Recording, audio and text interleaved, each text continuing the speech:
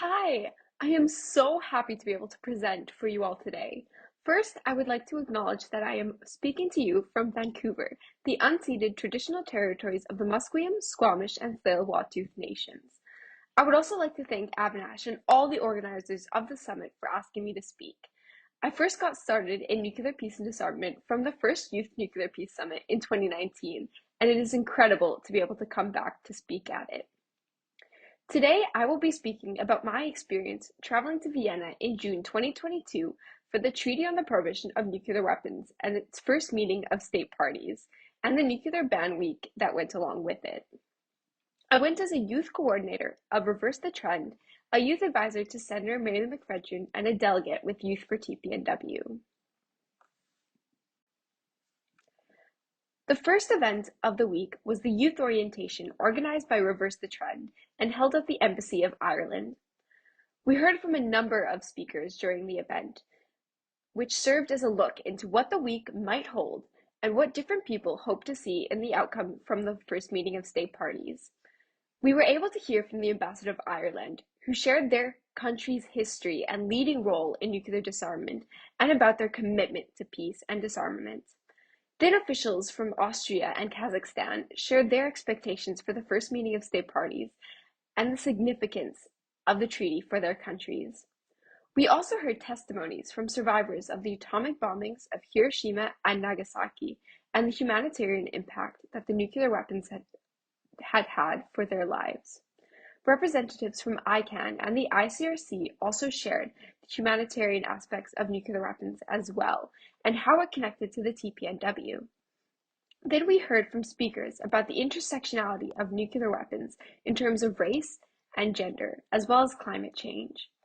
Finally, we heard about art as activism, as Pacific youth displayed and presented their artwork for us and explained what was depicted in their images in terms of what nuclear weapons had done to their islands and how they felt about it. Overall, the event was a great time to connect with other youth, including some from Japan, ahead of the rest of the events for the week. The next 2 days of the week was the ICANN Nuclear Ban Forum, a hotspot for civil society. Walking into the event was a lot like walking into a concert or We Day. The anticipation and energy in the building was incredible. The event consisted of a variety of workshops focusing on everything from different regional situations to international law and the intersectionality with other movements. Speakers were from across the world and from a diversity of fields as politicians, activists, researchers, scientists, survivors, youth, and artists. Learning about different perspectives and how people were tackling this issue from different areas of the world and through different means was inspirational. Senator Marilou McPhedran actually spoke at an event during the forum where she touched on the Canadian government's reluctance to join the TPNW and youth's importance in building this movement. Rose and I helped her make a statement holding up signs asking where Canada was, as you can see in the bottom right picture here.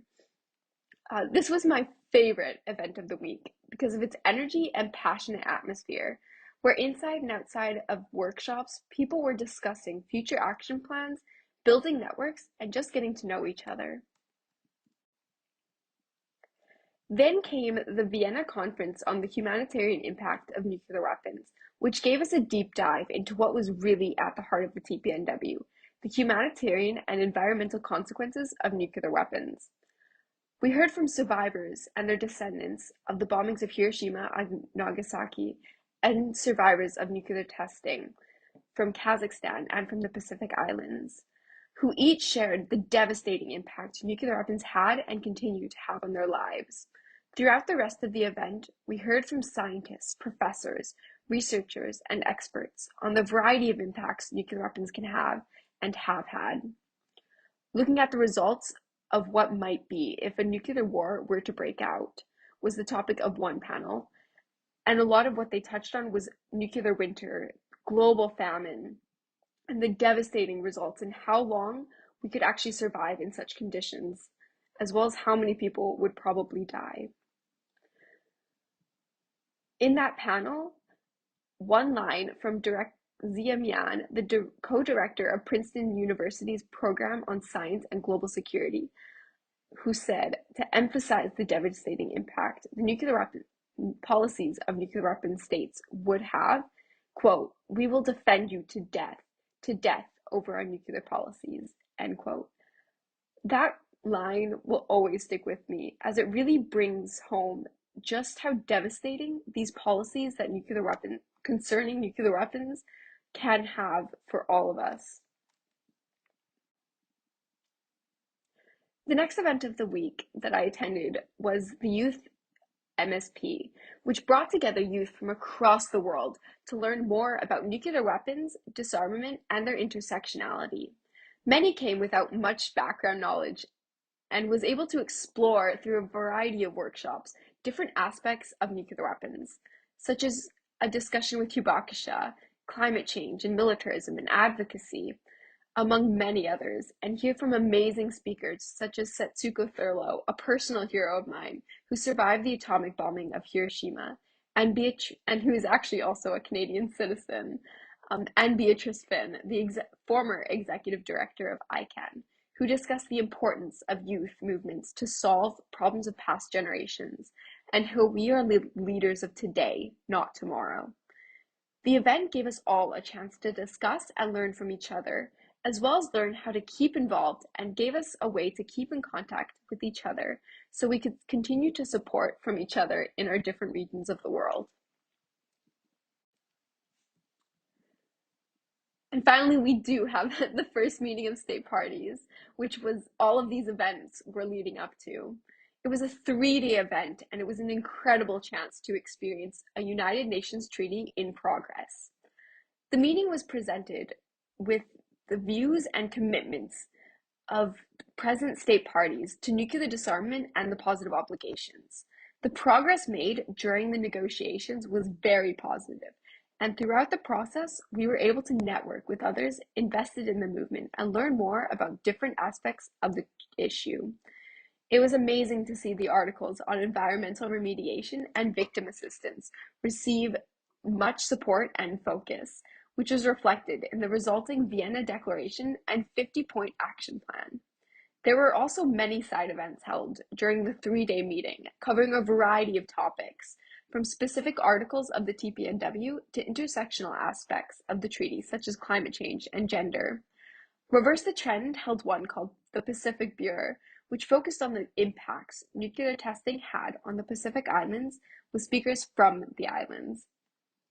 Overall, the event was an incredible opportunity to witness the process of negotiations within the UN and see the positive action the TPNW was creating.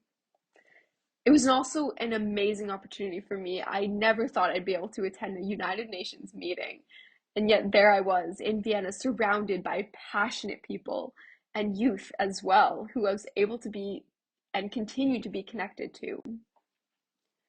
And there were also many other events and opportunities during the week. Down here, we can see one of the side events on gender responsive disarmament that the TPNW was creating. I was also able to visit the Austrian Parliament with the Senator and Roche here as well, which was an amazing experience as well. And then here, RTT is all of us in our red RTT t-shirts, looking very much like a high school group and feeling like one too, walking through the UN in our matching uniforms. ICANN also holded a reception on the last day of the MSP to kind of celebrate all of our progress and unwind a little and get to know each other and make any final connections we wanted to. Overall, this week was amazing. It re-sparked my passion for this movement and spawned a lot of my future action, such as becoming an IPPNWC intern and creating an educational series for high school students.